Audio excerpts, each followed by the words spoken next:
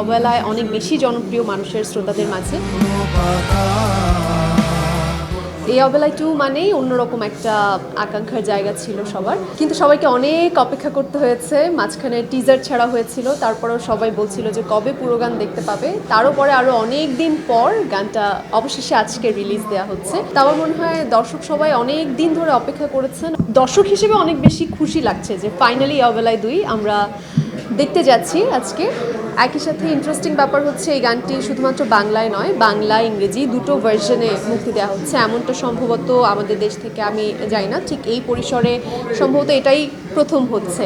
আমার এক্সপিরিয়েন্সের কথা যদি বলি, ভীষণ ভালো। আমি শিরোনামহীনের ভক্ত অনেক আগে থেকে। তারপরে এই অবেলায় যখন এলো সেই গানটি অন্য অনেকের মতো আমারও ভীষণ প্রিয় একটি গান।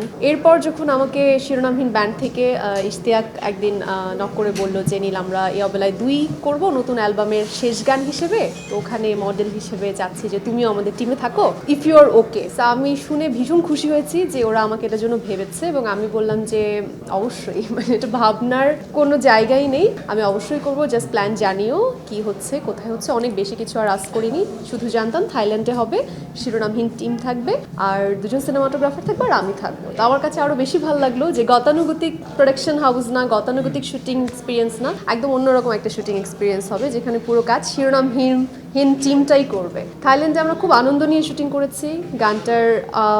গানটাকে নিয়ে আমরা বেশ আগে বসেছি, শুনেছি, সবার ভাবনাগুলো শুনেছি। জিয়া ভাই, শাফিন ভাই, সবার সাথে আমরা বসেছি, কি ভাবনা, এই গানটার পেছনের গল্পটা ঠিক কি ভাবছে, কি ইমোশন ক্যারি করছে, থাইল্যান্ডে আমাদের ঠিক কি পরিকল্পনা আছে। পুরো জার্নিটাই ভীষণ ভালো ছিল। আর শুটিংয়ের সময়টা আমার মনে হয় আমাদের পুরো টিমের জন্যই খুব মেমোরেবল হয়ে থাকবে সবসময়।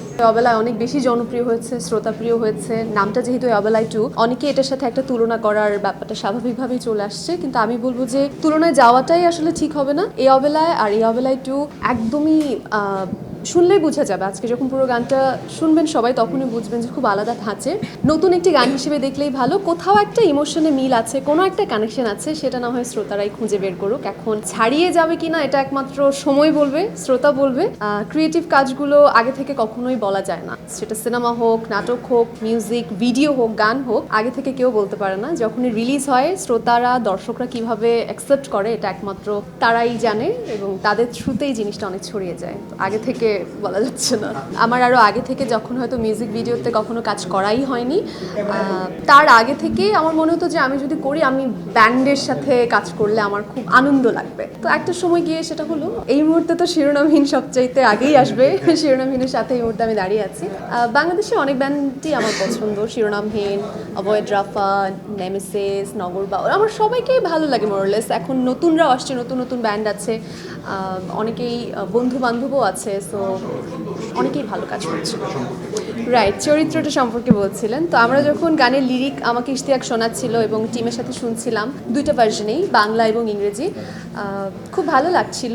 এবং আমাকে যতটুকু আসলে বলা হয়েছিল, জিনিসটার মধ্যে এক ধরনের নস্টালজিয়া আছে, ভালোবাসার জায়গা আছে, ভালোবাসার মানুষকে হারানোর পরের যে একটা সময়, সেটা একটা হিলিং প্রসেস হতে পারে। আবার মনে করা কিভাবে একজন তার বর্তমানের সাথে যে অতীতটা হারিয়ে গেছে, সেটার সাথে কিভাবে কোপ আপ করছে, কিন্তু পারছে না, মনে করছে একটা জায়গায় আটকে আছে অতীতের মধ্যে। এই ব্যাপারগুলো, এই ইমোশনগুলো একটু অ্যাবস্ট্রাক্টভাবেই ধরার চেষ্টা করা হয়েছে।